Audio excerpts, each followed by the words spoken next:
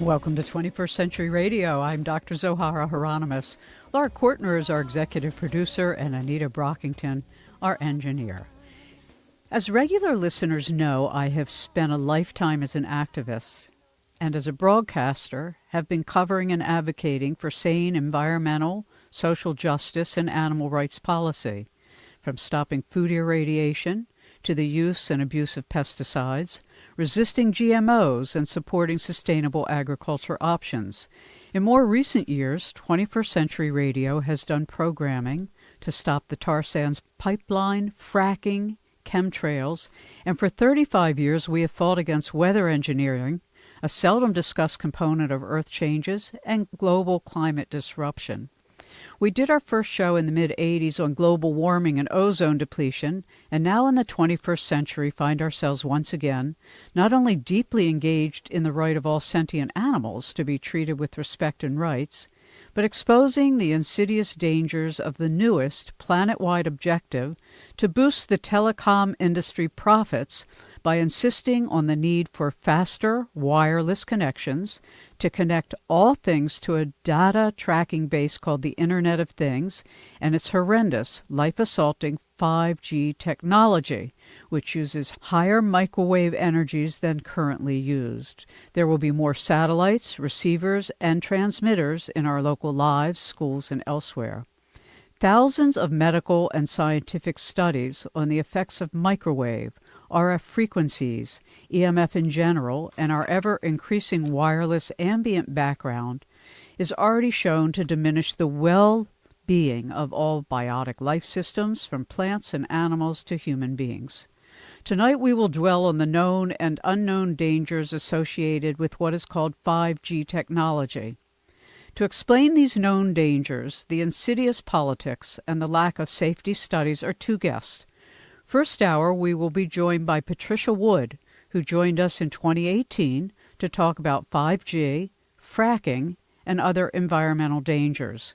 Patricia Wood is the founder and executive director of Grassroots Environmental Education.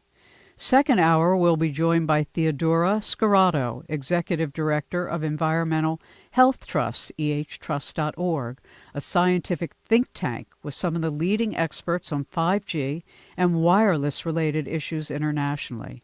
Also, I wish to extend my gratitude to Marylander Kate Keel for taking the time on a few occasions to explain to me personally what 5G is, what safe 5G could be, and for suggesting a number of wonderful guests from around the world.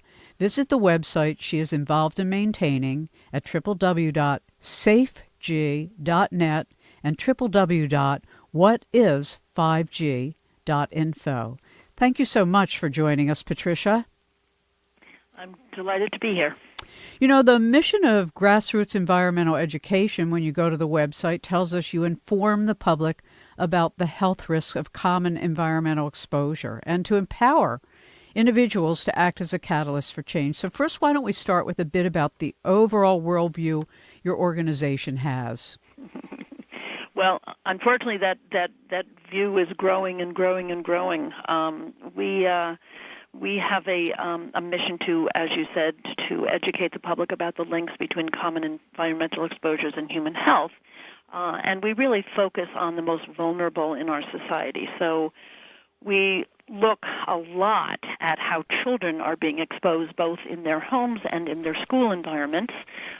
We also look at pregnant women very, very carefully, because if there is a single part of our population that is the most vulnerable, it would be the developing fetus. And then we also look at issues in our environment that affect a very large portion of our population, and this is where 5G comes in, because it's basically ubiquitous. Wireless technology is ubiquitous. 5G is set to be, part of that ubiquitous exposure over the next couple of years. So we're very engaged, unfortunately, right, on a lot of different issues. And you mentioned some of the things that you have covered, like GMOs and fracking, and we work on flame retardants and PFAS, and we work on we're working on global warming by trying to do, very practical things like putting on sustainable energy expos all around New York State, bringing in all those companies that are producing energy without fossil fuel, and, just trying to link them up with the builders and the contractors and the architects and so on, so they really understand that it's really feasible. You actually can do this. You can just cut those gas lines and put in a geothermal system. Yeah, so yeah. Lots going on in the world today. Yeah, that is absolutely the best way to put it, and so that your heart doesn't skip a beat. You go, okay, that's the reality of what we're facing now. When I first learned about 5G from you, and the tar sands valve turners were the first to alert me to it, and I hadn't even heard of it. And I realized that here I am, a lifelong activist, so tuned in to the environment, and I realized that I hadn't heard of it. Millions of others have never heard of it. And then when I started to just check out media coverage, it was all poo-pooing those who were concerned about it. And what you actually find online, for the most part, is promotion by AT&T and Verizon and all these other carriers who are already doing experiments in different states of the union. So why don't we start with the basics? Firstly, the why, and the what. Because people go, well, how different is 5G from 4G? Let's start at the starting point of how things have been up to this point. Well, we've been relying on a bunch of different types of coverage for our wireless devices. If I can just start out here. I'm just trying to figure out how we do this. So let me just start with, where we were. Okay. Way back when. So in 1977, we introduced a personal computer. 1992, we added broadband to that as well. 1996, we added cell phones. Now, they were actually being used previous to this, but this is when we actually rolled them out and offered them to the public. And that was in 1996 is when we started using 1G, first generation wireless transmission. 1998, just 2 years later, we introduced actually, not only do we have computers and cell phones and towers, obviously, because we need the towers, but we also started letting these low-orbit satellites help us with our connectivity. So that's when we actually started 2G, second-generation wireless. 2001, computers, cell phones, towers, low-orbit satellites, and Wi-Fi. And when Wi-Fi came on the scene in a very big way, then we also moved to 3G. 2007, we added smartphones, not just our regular little cell phones, our flip phones, but we added smartphones to the equation, and that's where we are right now with 4G. So that's as long as we have had 4G. That's since 2007. So that's a while ago. It was going very rapidly, as you can see from the very beginning, 1992, 96, 98, 2001, 2007, and that's where we were. Yeah. So now in 2019, we are adding 5G, which is going to allow us to have faster downloads, self-driving cars, virtual reality, which is 3D, and the Internet of Things, which you had mentioned earlier. And before you go too far on that, the scale of the change is what is just absolutely extraordinary. I mean, in terms of not only the radio frequency transmitters, but the amount of 20,000 new satellites, 200 billion transmitting objects, which will be, and 1 trillion objects a few years later. So we're talking about not only this database tracking system of all parts of our life, but we're talking about radiation that everything on the planet will be exposed to, whether you live in the jungle or you live in an urban environment. That's right, and that's due to the low orbit satellites. Yeah. So share with us this, because it's a huge issue to try to. It's a huge issue, and people really, as you said, they don't have a clue. it really, I mean, you go into a meeting and you are there to talk about, you're at a hearing for a local village, and they have gotten an application from one of the contractors that put up the infrastructure for 5G, and they've gotten an application for 19 small cells, and here you are at this hearing, and you make your pitch, and people are going, "What? I had no idea." I mean, they just don't have a clue. I mean, the public thinks that if you get faster downloads and you get better coverage for your cell phone and everything is fast, this has all got to be good. Right. The radiation component of it right. has not been widely disseminated, and it is because the telecoms, they are one of the major advertisers on all media, print media, broadcast media, and the internet. I mean, that's what you see. Those are the advertisements that you see. And if you think that any one of those outlets is going to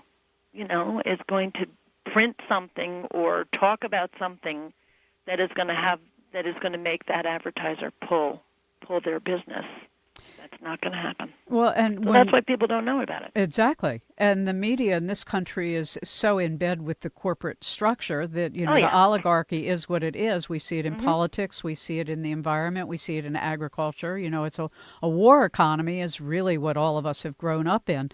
Now, when we look at 5G, though, and the change in radiation that we will be exposed to and the microwave shift that will occur, we already know from scientific and medical studies that whether it's cell phones, which are carcinogens, and that's well established now, is that we're talking about damage to the DNA, to our cells, to our organ systems, to plants, to animals, to cancer, heart disease, diabetes. I mean, there's already 10,000 peer-reviewed studies on EMF radiation, microwave radiation, RF radiation, and this takes us to a whole new octave of reckless endangerment. That's right, because we are now using a different. We're using different frequencies for 5G. We're looking at total coverage of the Earth, millions of antennas. They're saying 800,000 to a million. No, that's probably initially correct, but then you're talking thousands of satellites beaming 5G frequencies, and so they're using these high-frequency millimeter waves and sub-millimeter waves, as well as low-frequency waves. So 5G is encompassing different combinations of microwaves. And what's really concerning to us about this is that only a military-grade meter could measure these high frequencies of 5G. These meters are not really, available to the public. They're very expensive, and so it's going to be hard to even measure what our exposure is. Yeah, so that's a concern because, you get people who are concerned. They buy an acoustimeter. They go around their house and they figure out, where the hot spots are, and they look around and they make some changes. They remediate, and they can certainly also use it to show their teenage son, that he's got this hot, radiation producing cell phone or smartphone in his pocket or against his head. And you can actually hear it on that meter. If you put the audio on, you can hear that radiation coming out of that phone. Yeah.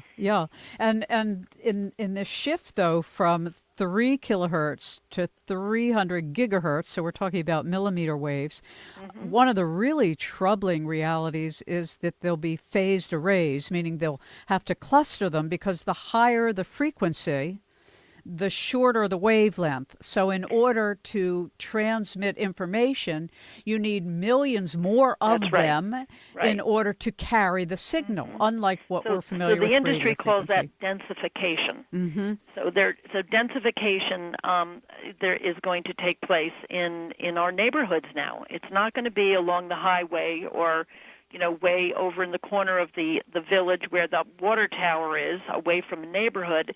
These are going to be installed on existing infrastructure right in front or in back of our homes, depending on where your utility wires run.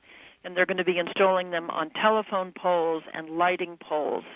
And, they have to, as you said, install them in close proximity to the user because they don't have that same distance that a huge 4G antenna can provide. Exactly. And so what we're basically talking about is microwaving, to put it in shorthand, the entire planet. And we already know what this does to the insect, animal, biotic life in terms of trees dying near these. And we know what it does to humans. Absolutely. I mean, right now in the world, there are 7 billion cell phones. And it is the main personal communication device for humans now. It is, every continent. Doesn't matter where you live, everybody's got a cell phone. That's it. So 7 billion cell phones, and everybody wants them to do all these little tricks. Everybody wants them to be, as cool as they can be. Nobody understands that technology is dangerous. Yeah, exactly. This technology is incredibly dangerous. It's you interesting. said 10,000 studies. There are actually more than 10,000. There are thousands, tens of thousands of studies. I mean, the U.S. military, it was actually the U.S. Navy back in the 1960s because they were the first U.S. Military division to actually use microwave radiation, not radiation, but microwave communication, two-way microwave communication. I mean, when they invented the radio, it was great. Here we have a distant radio tower, and everyone's just receiving a signal. You've got your little wooden box sitting on your coffee table, and it was just fantastic. You could hear the news. You could hear the London Philharmonic. You could listen to comedy shows or, whatever, an inaugural address. It was just amazing. The radio just opened up the world to humans.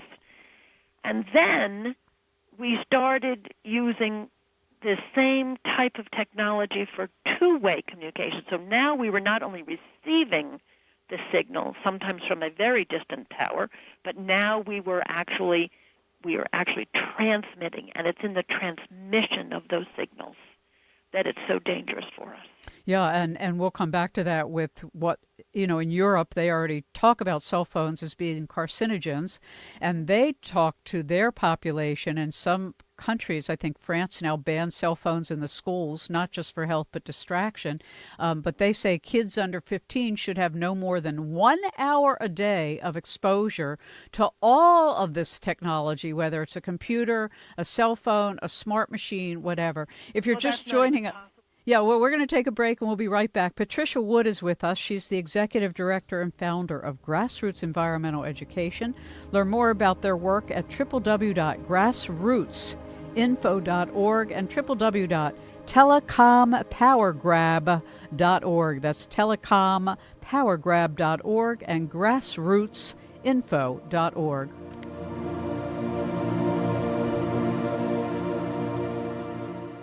Hi, this is Leonard Higgins, Climate Direct Action activist with ShutItDown.today and an activist in the Extinction Rebellion.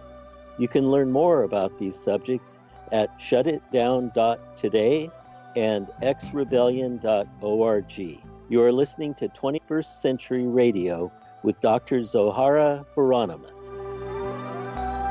Welcome back to 21st Century Radio. Our guest is Patricia Wood. She is the executive director and founder of Grassroots Environmental Education, which is a science-driven and solution-based environmental health organization based in Port Washington, New York. If you're joining us, this is a 2-hour special on the 5G technology, what it means, what we can do about it, and what alternatives there are. So let's look at some of the significant issues in terms of the national Environmental Policy Act, or NEPA, that you certainly understand, and it talks about the impacts on wildlife and the environment. Yeah, so this is an interesting thing. This has been around for a long time, the NEPA Act, the National Environmental Policy Act. When anyone installed a large antenna, the FCC required an environmental assessment. And there were 3 different levels of assessment according to NEPA. One was that you were exempt, okay, because there was no issue. You know, it was too small to even make any kind of an impact. Number 2, you would have to do an environmental assessment. And then, if that environmental assessment, made it look like you would have to do more, you would be required to provide an environmental impact statement. So those were the 3 different levels of assessment. So when small cells came along, the small cell installers said that none of them are having an environmental impact, and basically we don't have to do anything about it. FCC agreed. In fact, in March of 2008, the FCC actually issued a ruling saying that small cells do not have any NEPA requirements or NEPA requirements. So they were challenged in court by the NRDC, which is really interesting that they did this, and a federal court in Washington decided that NRDC was right, and because they had raised the issue of whether or not the cumulative effect of 800,000 to 1 million transmitters or antennas wasn't a significant environmental problem. They decided that it was. So now they're back to the drawing board, and they have to go through this process. A lot of these small cells are going to be exempt, but some of them are going to require an environmental assessment and possibly even an environmental impact statement. So it's going to slow them down. It's going to slow them down a little bit. We actually have towns and villages around Long Island here, up in New York, where the mayors and the boards of those villages are saying, no, you can't put any of these small cells in our community, and so sue us. Mm-hmm. Well, and they're basically saying sue us because their constituents, the people who live in those neighborhoods are saying, there's no way. There is no way you're going to do that. No way you're going to put a small cell antenna, or you're going to allow them, the industry, to put one 14 feet from my kid's bedroom. That's not going to happen. Yeah, or in the schools. 24/7, that is not going to happen. We have an attorney on our staff, and go ahead, let them sue us. And they are. The Crown Castle and Extenet, which is a Canadian company, which happens to be very busy here on Long Island. They are the biggest, construction companies of the infrastructure for these small cells. Well, and I was reading. So they're suing like crazy. And towns and villages are saying, bring it on. Yeah, and as are different nations and provinces in those nations around the world. I read that there are 23 states so far who have introduced mobile 5G and small cell-related legislation in 2019, among them Alabama, Arkansas, Connecticut, Florida, Georgia, Kansas, Louisiana, Maine, Nebraska, North Carolina, West Virginia, and Wisconsin, all trying, and in Maryland, which we'll talk about next hour, it went to summer study. But then I was also looking at another list this afternoon, like AT&T, most of their experimental licenses for 5G are in Texas, and Verizon has most of them here on the East Coast, with a few in Texas. You have Virginia, D.C. Sprint has experimental licenses in New Jersey and California, and T-Mobile in Bellevue, Washington, and San Francisco. Talk to us about how they can even have experimental licenses to go forward with this when there are no safety studies to prove that it's an acceptable technology. In fact, quite the reverse. Yeah, exactly, quite the reverse. I mean, they have, there was no market testing on cell phones. That's number one. There was no market testing. And if you think they're market testing all this other stuff, think again.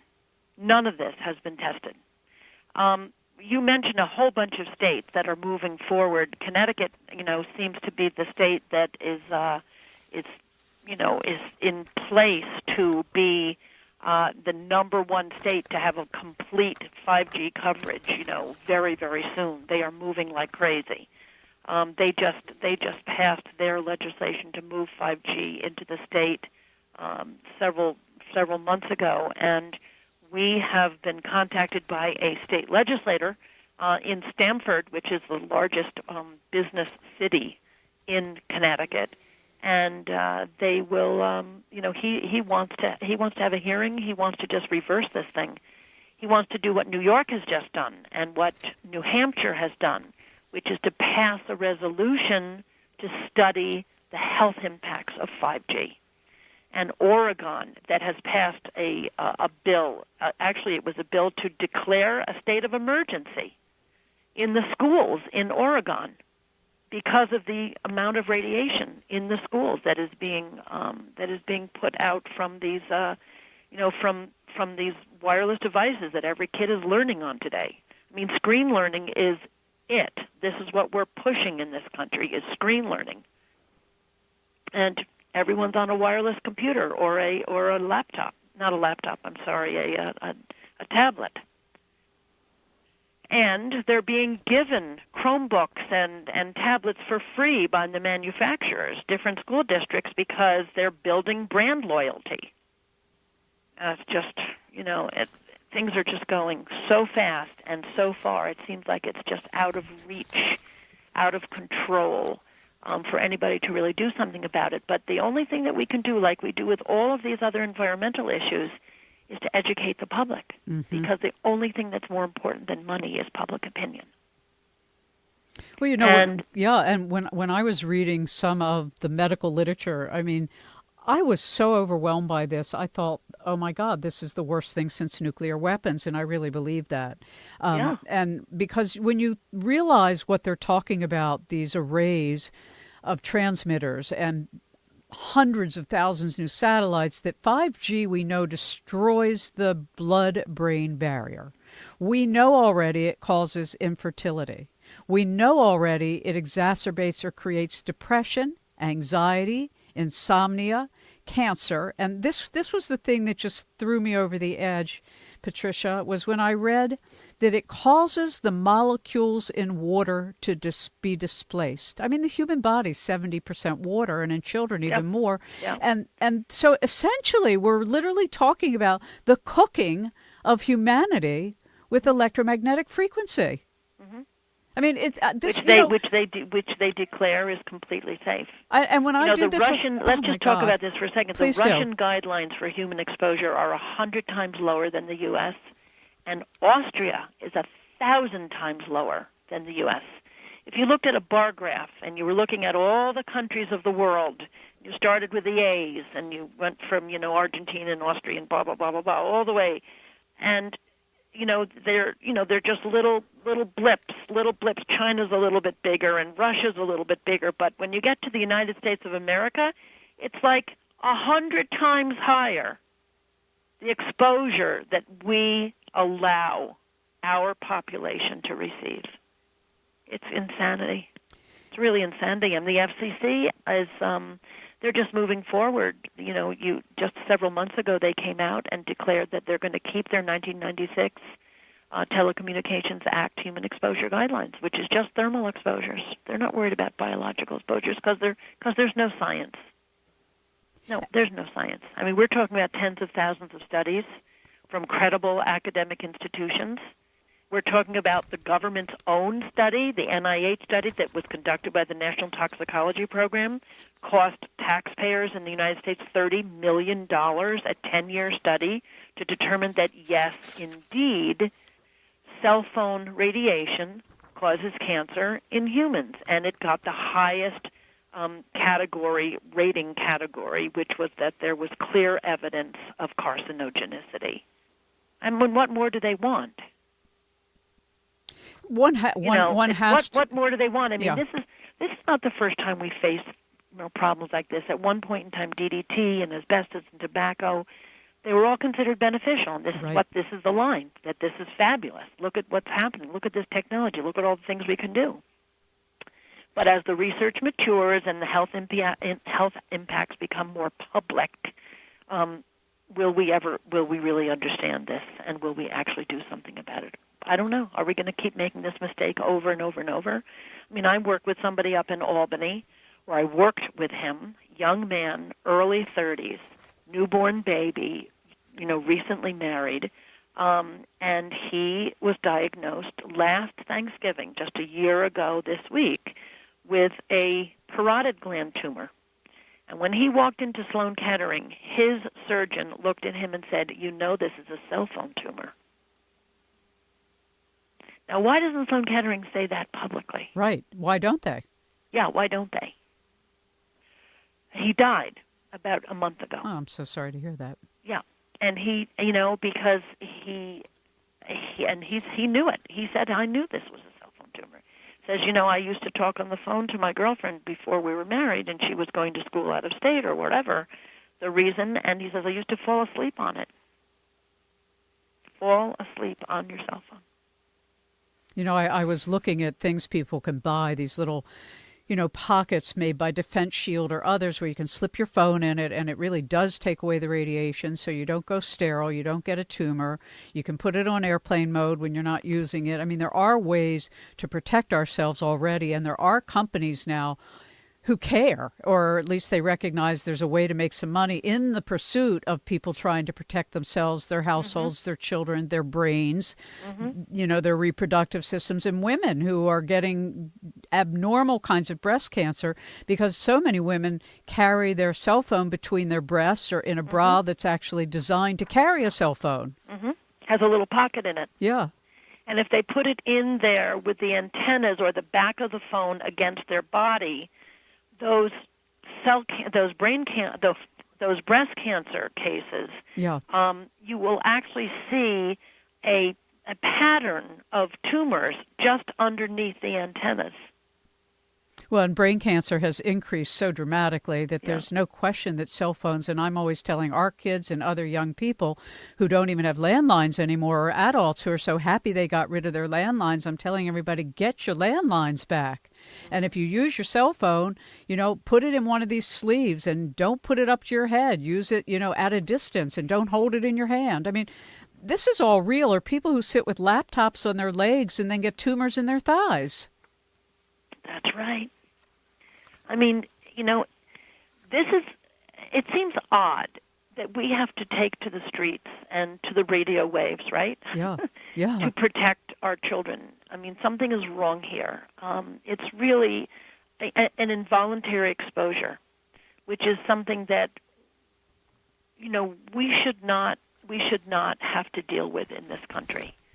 And we have parents scrambling to protect their children from all kinds of things.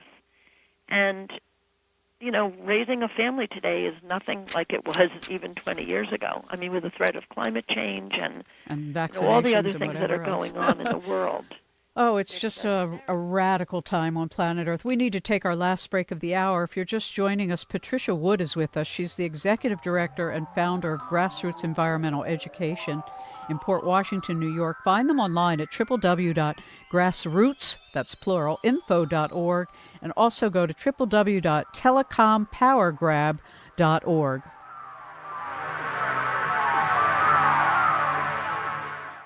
Hello, this is Dr. Nick Begich, independent researcher in science and technology. You can find out more about me at earthpulse.com. And you're listening to 21st Century Radio with Zoe Hieronymus.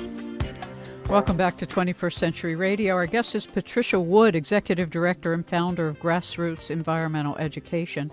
Find them online at www.grassrootsinfo.org. And also I want to point you to our website at 21stcenturyradio.com, because on the front left-hand column there's an international appeal, Stop 5G on Earth and in Space. Arthur Furstenberg, who manages this, is just a remarkable research genius. And when I was reading part of his paper, and he was talking about the density of radio frequency transmitters, how difficult it is for us to picture that there'll be millions of new 5G base stations on Earth, 20,000 new satellites in space, 20 billion transmitting objects for the Internet of Things, 1 trillion objects to come. And then there's the issue, of course, of those companies that want to do space-based 5G. 5 companies are proposing to provide it from space with a combined 20,000 satellites in low and medium Earth orbit that will blanket the Earth with, quote, powerful, focused, steerable beams. Each satellite will emit millimeter waves with an effective radiated power of up to 5 million watts. So we're talking about again, for those who may just be joining us, that this 5G technology is not just a simple new rollout. We are talking about a planetary-wide experiment at the cost of all life on Earth for the profit of the telecom communications industry. And I have to say the ability of it all to be militarized, because these microwave arrays are used in certain military situations, and some of the frequencies are the same ones they use in crowd control technology. Patricia? Yes, it's these are called active denial systems, and they actually put these microwave beams or these microwave devices on. They can put them on tanks, you can put them on Humvees, you can put them on any kind of vehicle, and then use them for crowd control. I mean, it is a very effective way to disperse a crowd. It will make your skin feel like it is on fire. People will just, leave the area as fast as they can. I wanted to just go back. There's two things. First of all, that telecom power grab is now called 5gcrisis.com. Okay. A little bit easier to remember, 5gcrisis.com. And then just going back a little bit, I mean, how were they allowed to do this? Yeah. It seems to always be an interplay between industry and our agencies, which are supposed to protect us. We have some of them, believe it or not. In Washington, there's the EPA, and there's the USDA, and then there's the FDA, and there's the FCC, and these are all agencies that were designed to protect people from whatever out there, and they're not doing their job. Obviously, they are supposed to be regulating those industries that produce things or develop technologies that may harm us, and they're very, that's what they're supposed to be doing, and they're very negligent. But I want to say that back in the 1970s, the late 1970s, we had scientists at the National Institute for Occupational Safety and Health, NIOSH, that concluded that they had sufficient evidence to announce that exposure to wireless radiation had a biological effect on animals and humans, including damage to major organs, disruption of important biological processes, and the potential risk for cancer. This was back in the 1970s. Completely ignored it. In 1982, the Environmental Protection Agency's Office of Radiation Programs, which had been studying the non-thermal effects of wireless radiation for about a decade, announced that it was developing a federal guidance to limit public exposure. But before the agency was able to develop and implement those guidelines, its authority to do so was rescinded, and the office was defunded. This happened, almost simultaneously with the 1996 Telecommunications Act. It's just amazing that we have allowed this to roll out like this. I mean, I've been listening to NPR over the weekend, and, they're talking about China and how China is doing this facial recognition thing. If you want to get a cell phone, you have to to be scanned. Mm-hmm. They just want to track your every move. And that's, of course, what the Internet of Things will do. Mm-hmm, and the absolutely. fact that whoever provides you with the particular receivers, transmitters, has an ear on everybody and everything, which is why some countries won't take China's technology, but they'll take Israel's, or they'll take somebody else's. But there's no security for any human just on that level. But then the physical destruction that we and our planetary landscape and our ionosphere. I mean, maybe I'll talk about that next hour, I don't know, with our next guest. But I mean, when you read what it's doing to the Schumann resonance, which is the basic resonance of the Earth to which we're all entrained, they even put a Schumann resonator on the spaceships to keep the spacemen and women, in harmony with biology. We're talking about the destruction of our whole planet. And I know when I talked about this on Facebook, I was so ridiculed. I have since shut down my Facebook page. I just found it totally distracting and not very useful for me. But in general, when you try to bring these subjects up to very well-educated people who are scientists and doctors, they think that you're a little nuts. Yeah, you're part of the Tin Hat Brigade. Yeah, well, I've always been that. Nothing But new. Which is... this is 20. We are at the end of this year, Yeah. and in 2020, their target is to roll out 5G antennas, 5G satellites, 5G routers, 5G smartphones. This is just a big, big push, and so we need more and more and more states to say, stop. We're going to just put on the brakes. We're going to study the health effects. We've got a few knowledgeable, enlightened congressmen and senators in Washington who are beginning to say, wait a minute. Let's look at this. Let's look at the health effects. I don't know if you saw the clip of Blumenthal's hearing. Senator Blumenthal from Connecticut called the FCC and the industry, CTIA, their industry group, into a hearing. And he wanted to know how much money they are putting into studying the health impacts of this technology. And they both looked at each other and they said, nothing. Yeah, none is the answer. And so Blumenthal said, so we're flying in the dark here, right? We have no idea. Actually, we do. We have a very good idea. We have facts. We have science. We have what's important, which is the scientific, peer-reviewed academic research being conducted by people who have no financial stake in this whatsoever. And the opposition has a huge financial stake in this. And complete conflict of interest. Conflict of interest, and they have enormous power. And they lobby our Congress, and they lobby our states, and they pay for people's whatever, as we've seen, the Golden Rolodex Club in one door and out the other. And so in terms of, because we're going to run out of time, and I want to be sure to talk about what people should do if they're listening to this program, or they bump into this somewhere else, or they go on the internet and find information that concerns them. What's the best thing to do in your local community? The best thing to do in the local community is to get some information to your local elected officials.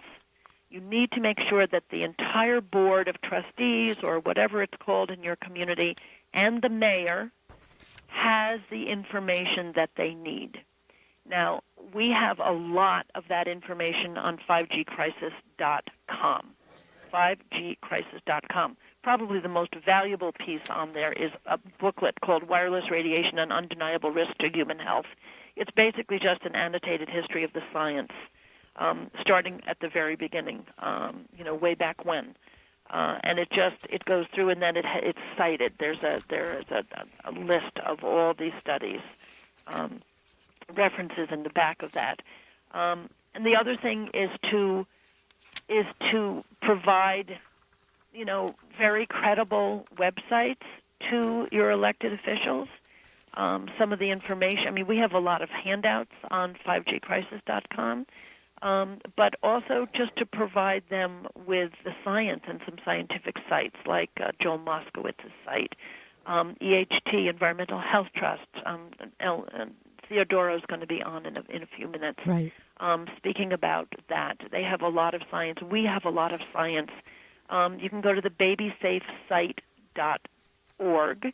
It's called babysafeproject.org. Sometimes when you talk about pregnant women, people listen. It's a very interesting thing. Pregnant women are protected in this society, unlike any other segment of our population. And we actually created this project with Deborah Davis from EHT and with the research of Hugh Taylor, who is the head of reproductive sciences and OBGYN at Yale Medical School. And what we're doing with this is a very simple thing. We're trying to just educate pregnant women about taking simpler precautions during their pregnancy to avoid exposure of the fetus to wireless radiation, not putting their cell phones in their pockets, not using their bellies for a laptop table, not sitting right next to a router, not sleeping next to your cell phone or to a router. Very important things. And children in schools, That has to happen. I mean, New York State actually put out a resolution that the union of the teachers in New York State put out a resolution saying that hardwired classrooms is really the only safe way to use the internet. And there is a website that whatisg.info, and then there's the one that's safeg.net. That's SAFE, safeg.net, exactly. And that whole thing is about fiber optics. I mean, we're not saying that technology is a bad thing. We're not a bunch of Luddites. What we are is saying, okay, fine, we need the internet, and so let's use it safely. Exactly. So let's do fiber optics to the premises. And that way we're all connected with a safe technology that will allow us that access. Right. And, of course, when you oppose 5G, that's the first thing the telecom providers say. Oh, you're against technology. And the truth is, no, we're not against technology. We want safe technology that doesn't kill us and our planet at the same time. Exactly. And there's always something that I like to say, for your listeners, and that is that the insurance companies like Swiss Re and Lloyd's of London, which are reinsurance companies, do not insure cell phone providers due to the health risks. The telecoms have to file with the SEC on a regular basis, and the report to their shareholders is that they cannot assure that they are safe from liability due to health effects of their technology. We'll have to stop on that note, Patricia, and have you back again. We will do a whole series once again. Patricia Wood, thank you so much, Executive Director and Founder at grassroots.org, and we want to remind you to go to babysafeproject.org, 5gcrisis.com.